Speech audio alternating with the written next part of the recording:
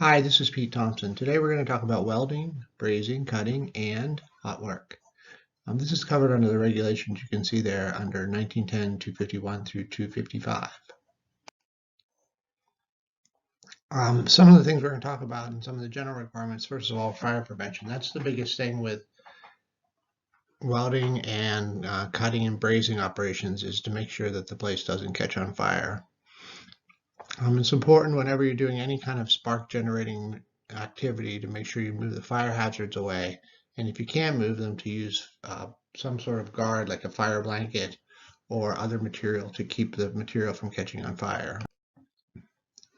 If you're working in an area that's elevated, or if there's openings that the sparks can go down through, you need to worry about that. And also, of course, you need to have suitable fire extinguisher available. Also, there's a requirement for a fire watch. A fire watch, sorry about the animation, I didn't do it, should be there if there's combustible materials closer than 35 feet, if there's any sort of wall opening within a 35-foot radius, and if there's materials on the other side of a metal wall where the heat could go through the wall and catch something on the other side of the wall on fire. A fire watch has to have a fire extinguisher available, and then they have to watch the area, and they have to watch it for at least 30 minutes after the work is done. Also, you need to obtain a burn permit. Usually people call that now a hot work permit. That's authorized by a designated responsible person, typically the plant manager. Also, make sure any sort of paper or other things are on the floor that may be around. Obviously, this isn't a big concern at BPI, are cleared out. This is an example of a very simple hot work permit. Is a hot work permit required under OSHA? The answer is no. Is it a best practice? Yes. Welding and cutting. There's basically a few areas, I'll zip over here, where you can't do hot work. I just zip through them. Basically, if there's no fire protection, you can't have hot work. If there's any other hazard, you can't do hot work. Some of the management responsibilities: make sure that you are safely using the equipment, establish areas where you can do cutting and welding. Typically, there's a maintenance area where that can be done. And then protect welding leads from damage by vehicles, slag, etc. You don't want to run over your welding lines. There should be a person responsible to authorize the hot work permits. Make sure that the people that are making the sparks are trained in safe work practices. And also, important thing is to make sure any contractors that come in are following the same procedures.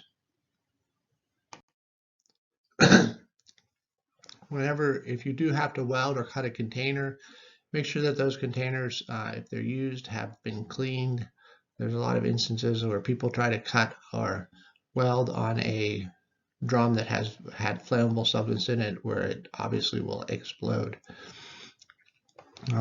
If there's spaces that need to be vented, make sure they're vented and purged using some sort of inert gas like nitrogen. Confined spaces, as you remember, we don't go inside a confined space, which is like a tank or a tank truck or any closed area. And also, as far as welding and cutting, just make sure that you keep all cylinders outside of the confined spaces if you're doing something. Turn off the gases if you're away from the confined space area, and remove the electrodes from the electrode holders. Working at heights, we've talked about before. If you are working up on a height and doing welding or cutting, then obviously there's the hazard of the sparks falling down. And also, you need to make sure you address fall protection issues. Eye protection, you need to make sure you have a proper welding helmet. And it needs to be in good shape. It needs to protect your face, your neck, your ears. It has to be made of tempered glass and not free of bubbles or damaged, and have a lens shade on it that's identified. If you don't have that welding helmet, these are some of the dangers that you can have. That ultraviolet light from that welding spark can cause your eyes to have serious permanent damage.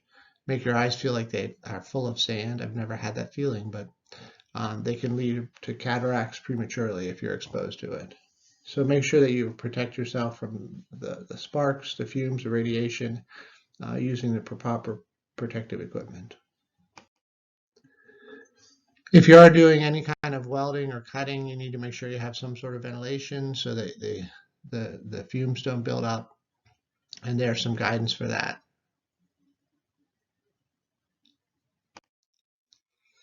If there are specific materials that are being welded, and the one I point out is stainless steel, is something that might be welded. There are hazards that are associated with that, and there's specific OSHA regulations that apply to that. And a little bit about the welding gases. Acetylene, and I think we've talked about this with compressed gas safety, but acetylene is basically just a liquefied petroleum gas, and we won't talk about the chemistry, but it's formed from calcium carbide. It's very unstable at higher pressures, so you don't want to use high pressures. And you see the LEL, UEL, we'll talk about that some more in some other training, but that's a lower explosive limit and the upper explosive limit. So if you have between 2%, as low as 2% of acetylene in air, it will catch on fire, and all the way up to 100%. So basically, if there's any acetylene in the air, it can catch on fire. It doesn't require that. We talked about the 15 psi, so it doesn't have high storage pressure like other gases. If over 300 psi, it turns to liquid, and it has a weird arrangement in the cylinder that includes acetone, and that's why we talked before about keeping this acetylene cylinder vertical. So here's what's in the gas cylinder. You'll see that there's a number of different materials in there, and that's what makes the acetylene gassy. Basically, the acetone does. Oxygen cylinders. The biggest thing about oxygen is, you remember the fire triangle, right? Oxygen, heat, and fuel. Oxygen is one of the parts of the fire triangle. So obviously, if you have oxygen cylinder, and it's open, then you're providing extra oxygen, and if it has heat and fuel, then you're going to end up with a fire. The other big thing, and I put this picture in, there was a big fire in St. Louis at a Praxair facility where the cylinders were catching on fire, and you can see that this hole in this building was actually from a cylinder that rocketed through the air like a missile and put a hole in that wall. So just make sure that the cylinders are held down and that they don't get the valves knocked off, because that's what can happen. Just a little bit about welding and cutting. Again, this isn't something that we do a lot, but oxygen and acetylene are the two things you use if you do acetylene welding. The threads on the two cylinders are opposite, so you can't mix them up. This one threads right-handed, this one threads left-handed. And then there are specific procedures that, if you're doing the welding, hopefully you will have been trained on them. And we're going to skip over that. Basically, there's the procedure to light the acetylene, and then you turn on the oxygen.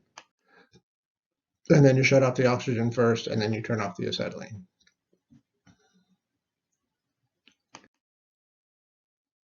And then we talked before about the fumes from the different metals can cause a lot more damage than just the regular welding fumes. So you have to be careful with those. And there are other types of welding, like MIG welding, where you use argon gas. Handling of the cylinders we talked about before, but make sure the cylinders are in an area where they're marked either full or empty, they have the caps on them, and that they're chained up. And then the torch handling, again, we're not going to talk about that much because this is sort of beyond the scope. So that's pretty much it. Just remember that you need to be in an authorized area to do the hot work. Ensure you have a permit in place and everybody's aware in the area that you're doing welding or cutting. Make sure there's fire protection equipment available, and make sure you have a fire watch in place. If you're welding above a grating, make sure that there's guarding or something to make sure that the sparks don't get to the lower area. Make sure the gases in the equipment are stored properly. Make sure the gas cylinders are handled properly. That's about it. If you have any questions, ask your supervisor, ask your plant manager, get in touch with me. Thank you.